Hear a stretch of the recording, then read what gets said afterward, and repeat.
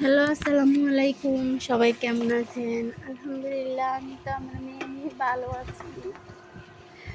যারা আমাকে বলে আমি নাকি স্বার্থপর, সত্যিই আমি স্বার্থপর?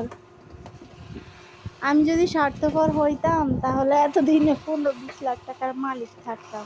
অন্ততপক্ষে আমার একটা ছোট্ট একটা জায়গা থাকতো, ছোট্ট একটা কুঁড়ের ঘর থাকতো।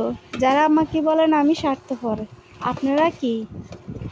যারা আমাকে বলেছেন আমি স্বার্থপর, আমি লোভী, তারা কি সত্যিই মানুষ? তাহলে আমার জায়গায় এসে দেখান। সবাই ভালো থাকবেন, সুস্থ থাকবেন। আল্লাহ হাফেজ।